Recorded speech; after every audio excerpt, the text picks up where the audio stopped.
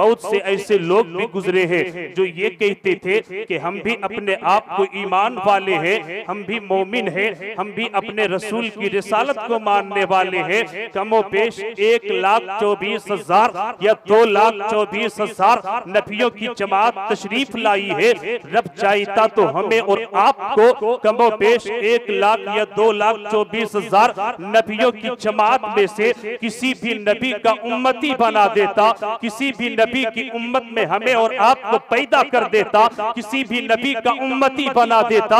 लेकिन रब का ये एहसान देखे, रब का ये फजल देखे, रब का ये करम देखे कि रब ने हमें अगर पैदा किया है तो उस नबी की उम्मत में पैदा फरमाया है, जिस नबी की उम्मत में पैदा होने के लिए एक एक नहीं, दो दो नहीं, तीन तीन नहीं, बल्कि 12 नबियों ने रब की बारगाह में ये इल्तिजाएं किया था। हजरत इब्राहिम जैसे जलीलुल कद्र पैगंबर ने रब की बारगाह में ये अरीसा लगाया था कि ऐ पाक परवरदिगारे आलम, जब तो इब्राहिम को पैदा करना तो नबी न बनाना, ऐ मेरे खुदा। हजरत इब्राहिम ने ये तौबाएं किया था। हजरत मूसा जैसे अजीमुल मर्तबत पैगंबर ने रब की बारगाह में ये अरीसा लगाया था कि ऐ मेरे खुदा, जब तो हमें पैदा करना नबी न बनाना, बल्कि ऐ मेरे खुदा, जब तू हमें पैदा करना अपने महबूब की उम्मत में पैदा फरमा देना, अपने महबूब को उम्मती बना देना।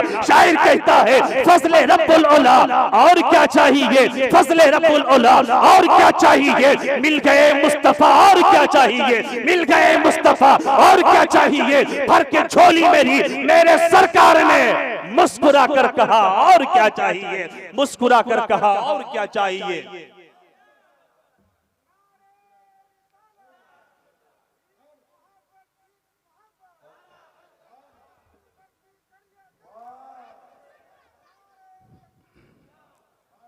रब्बे कायनात ने हमें अपने महबूब का उम्मती बनाया। क्या बनाया?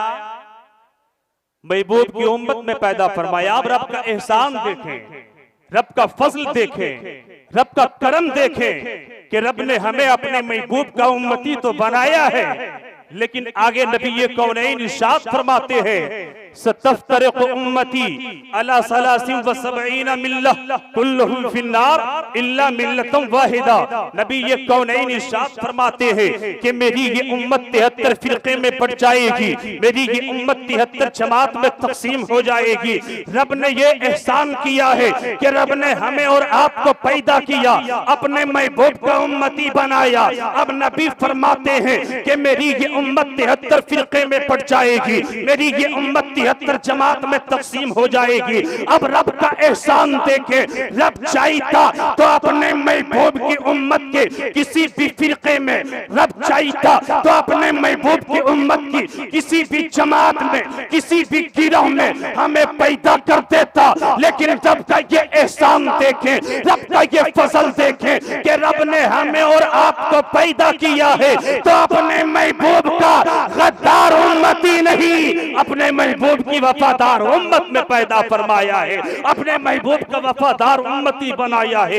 ये रब्बे कायनात का एहसान अजीम है। जलसे तो बहुत होते हैं, जलसे मैं भी करता हूँ, तस्लीम फैजी साहब भी करते हैं, दिल बरशाई तो पूरे हिंदुस्तान और मुल्क हिंदुस्तान से बाहर जलसे करते हैं। ये सब उलमा खुतबा जलसे पढ़ने वाले हैं। जब ये जाते हैं किसी जलसे में तो जाने के बाद सबसे पहले वहां के अराकीन जलसा से ये पूछ लेते हैं कि साहब ये तो बताओ आपके जलसे का मकसद क्या है, क्योंकि आजकल कोई भी काम बगैर मकसद के नहीं हुआ करता है। आपने ये जलसा कराया है, हो ना हो इस जलसे के पीछे भी आपका कोई मकसद जरूर होगा। अगर ये फरीदुल कादरी आपसे पूछ ले कि ऐ हुसैन नगर चौबे के खुश अकीदा सुन्नी जयाले मुसलमानों, जरा तुमने ये तो बताओ कि तुमने 1 लाख का जलसा सजाया है, तुमने 5 लाख का जलसा सजाया है, नजराने दे के खुतबा को बुलाया है, नजराने दे के शोरा को बुलाया है, नजराने दे के नुकबा को बुलाया है, जरा ये तो बता तेरा मकसद क्या है, तूने ये जलसा क्यों सजाया है। तो यहाँ के लोग कहेंगे ऐ फरीदुल कादरी, हम लोगों का मकसद ये है कि हमारे मोहल्ले के लोग जो है अगर माँ बाप की इज्जत नहीं करते हैं तो जलसे के बाद माँ बाप की इज्जत करना शुरू कर दे। जलसे से पहले अगर हमारे मोहल्ले की मस्जिदें खाली हुआ हुआ करती थी, तो जलसे के बाद मस्जिदों में नमाजियों की तादाद बढ़ जाए। जलसा इसलिए कराते हैं कि अगर जलसा से पहले हमारे जवानों के हाथों में शराब की बोतलें हुआ करती थी, तो जलसे के बाद हमारे जवानों के हाथों में शराब की बोतलें नहीं बल्कि रब का कुरान आ जाए, मुस्तफा की शरीयत आ जाए। आज के जलसों का मकसद तो यही होता है। लेकिन आप देखते होंगे हजरत अल्लामा मुफ्ती फैजुल्लाह मिसबाही साहब किबला तशरीफ रखते हैं, जो इदारा शरीया झारखंड के एक अजीम जिम्मेदार मुफ्ती है। वो जानते हैं कि जलसा तो होता है, लेकिन जलसा होने के बाद जो उसका नतीजा निकलता है, नतीजा तो यही होता है कि जलसे में 1 लाख खर्च कर दिया जाता है, जलसे में 2 लाख खर्च कर दिया जाता है। लेकिन कल भी नमाजियों से मस्जिद खाली थी, आज जलसा के बाद भी मस्जिदें नमाजियों से खाली है। कल भी लोग माँ बाप को सताते थे, जलसे के बाद भी माँ बाप को सताते हैं। कल भी जवान शराब पीता था, जलसे के बाद शराब पी रहे हैं। कल भी जवान जो है वो लड़कियों को छेड़ा करते थे, जलसे के बाद भी लड़कियों को चौराहे पे खड़े होकर छेड़ा करते हैं। ऐ मेरी मिल्लत के बेटो, ऐ इस्लाम के मुकद्दस शहजादों, ये फरीदुल कादरी का दर्द नहीं है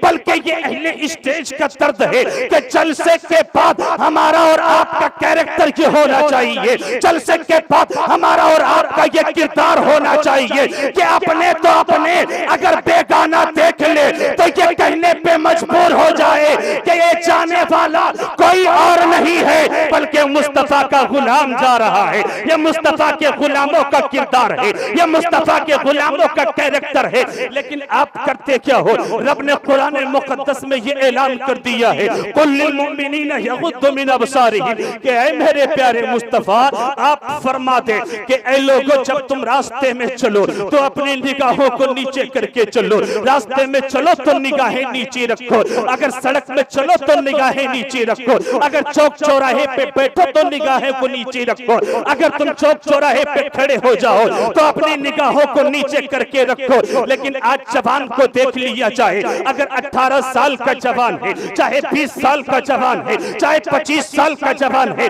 चौक चौराहे पे खड़े होकर के कभी दाएं देखता है, चौक चौराहे पे बैठ करके कभी बाएं देखता है, कभी किसी के घर के खिड़कियों को झांकता है, कभी किसी के घर के दरवाजे को झांकता है। ऐ मेरी मिल्लत के बेटो, याद रखना तुम्हारी निगाहें तो इस तरह नीचे होनी चाहिए कि तुम्हारे बेगाने भी देख ले तो ये कहने पे मजबूर हो जाए कि जब 15वीं सदी के मुस्तफा के गुलामों की निगाहों का आलम ये है तो नबियों के नबी की निगाह का आलम क्या होगा? नबियों के नबी की निगाह।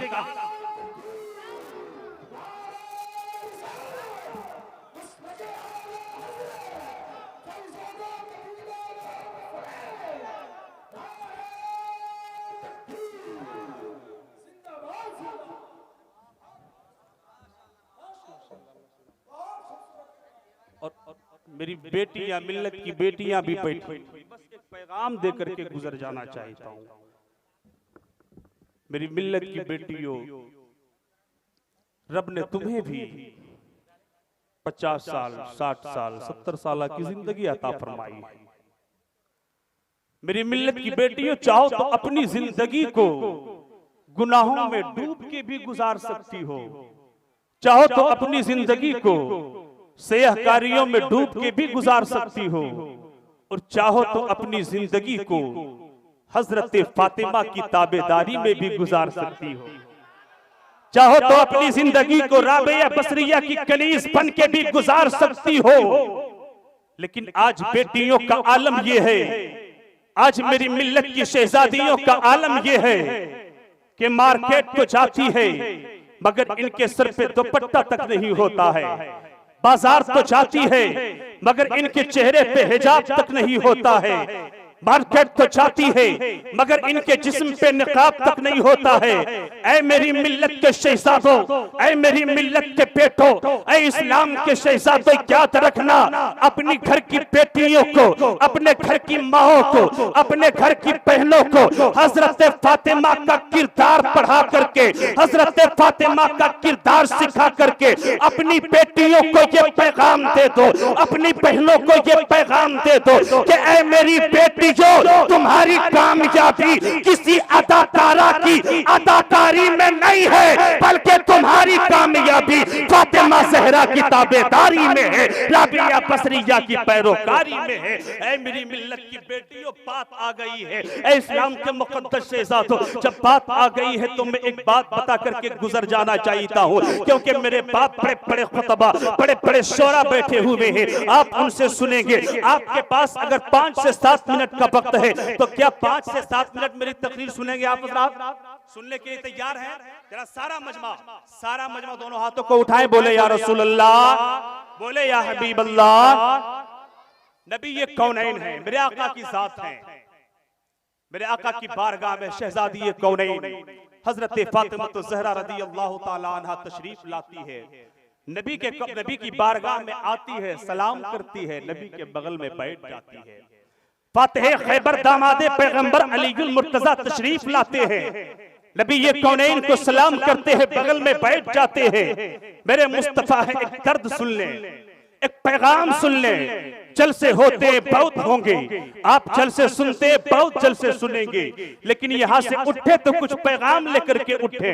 मेरे आका की बारगाह में हजरत फातिमा तशरीफ लाती है, मेरे आका की बारगाह में हजरत अलीगुल मुर्तजा तशरीफ लाते हैं, सलाम करते हैं। एक बगल में हजरत फातिमा बैठी है, एक बगल में फातिह खैबर दामादे पैगंबर हजरत अलीगुल मुर्तजा बैठे हैं। मेरे मुस्तफा नबी के कौनैन है, अपने चेहरे को आसमान की जानिब उठाते हैं, मेरे आका रोने लगते हैं, और मेरे आका इस कदर रोते हैं, नबी ये कौनैन इस कदर रोते हैं कि मुस्तफा के रोने से नबी ये कौनैन का दामन अक़दस बितर हो जाता है, नबी ये कौनैन का दामन मुक़द्दस भीग जाता है। हजरत फातिमा देखती क्या है कि नबी ये कौनैन रो रहे हैं, आका रो रहे हैं। हजरत फातिमा पूछती है, मायूब की का या रसूल अल्लाह, ऐ मेरे बाबा, ऐ नबी ये कौनैन बताया जाए आका, आप इतना क्यों रो रहे हैं, रोने का सबब क्या है? हजरत फातिमा जब इतना पूछती है, नबी ये कौनैन फरमाते हैं,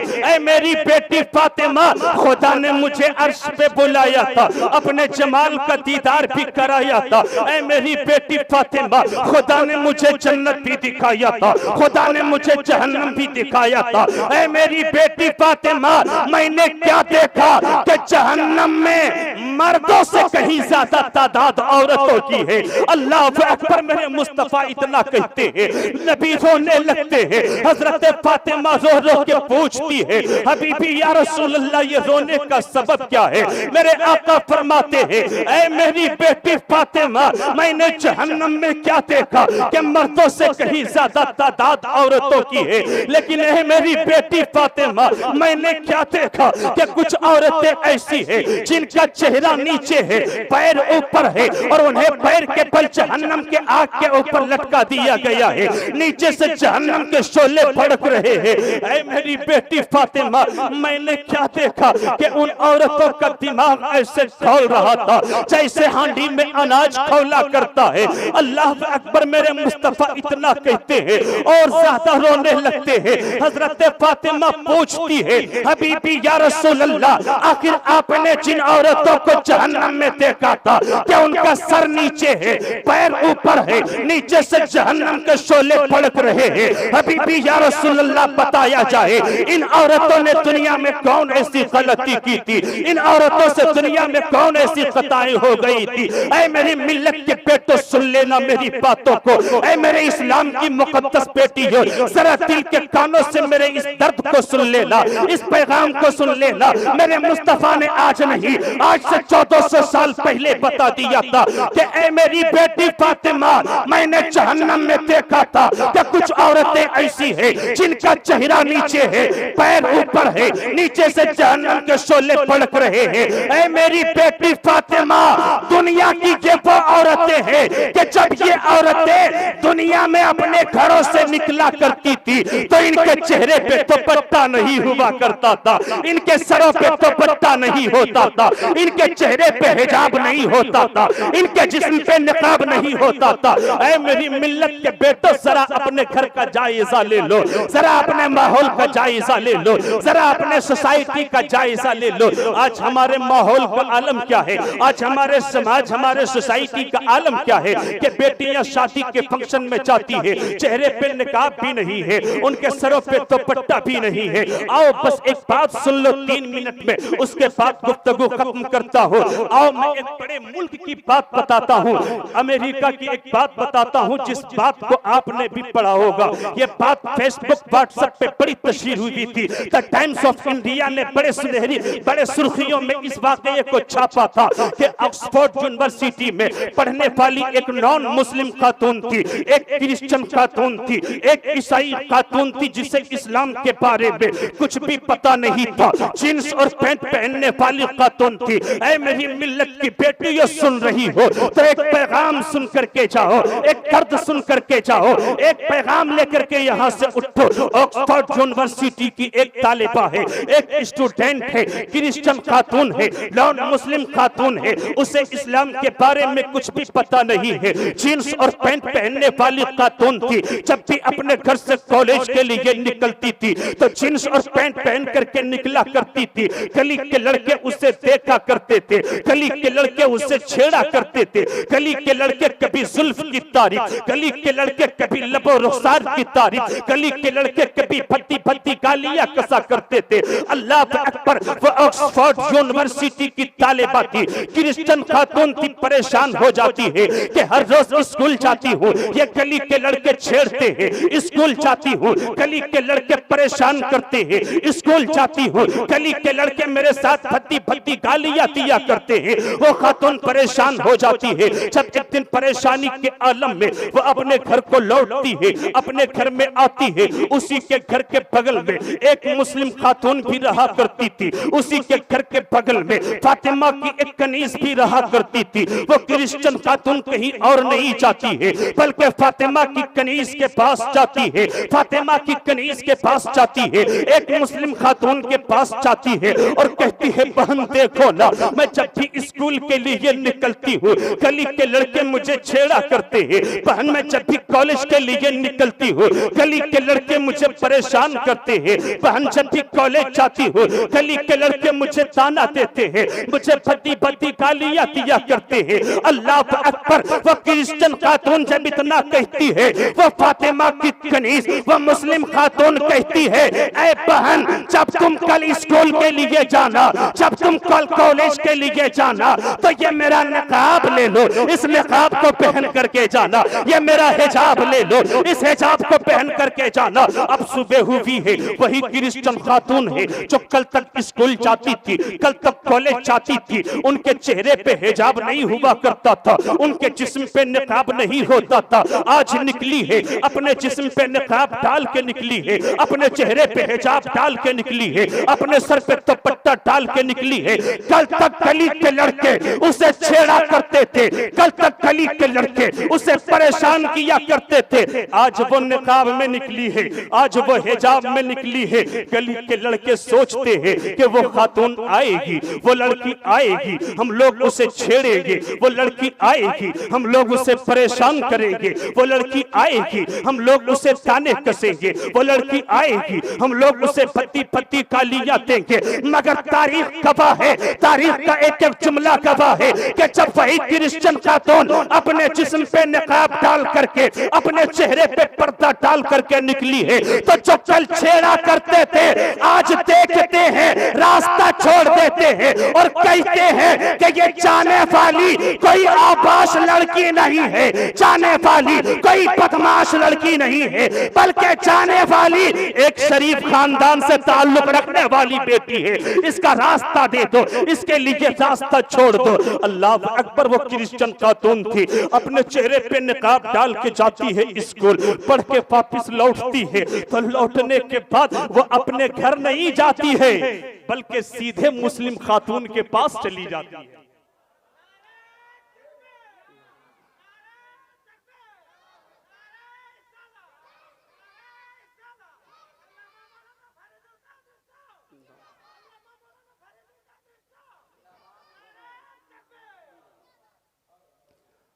वो क्रिश्चियन खातून सीधे फातिमा की कनीज के पास जाती है, सीधे मुस्लिम खातून के पास जाती है, कहती है बहन जब तक जिन्स और शक पे जाया करती थी गली के लड़के परेशान किया करते थे, गली के लड़के मेरे इंतजार में खड़े रहा करते थे, लेकिन ऐ बहन जब से तूने हमें निकाब दिया है, जब से तूने हमें हिजाब दिया है, ऐ मेरी बहन कल तूने हमें निकाब दिया, गली के लड़कों ने मेरा रास्ता छोड़ दिया था, ऐ मेरी बहन कल तूने निकाब दिया, आज आई हूँ निकाब मांगने नहीं बल्कि आज आई हूँ अपने नबी का कलमा पढ़ा दे, अपने नबी का कलमा दे दे। अल्लाह अकबर। वो खातून कलमा पढ़ती है और कलमा पढ़ करके मुसलमान हो जाती है। अमेरिका के लोगों ने पूछा था कि तू तो मॉडर्न लड़की थी, तू तो क्रिश्चियन खातून थी,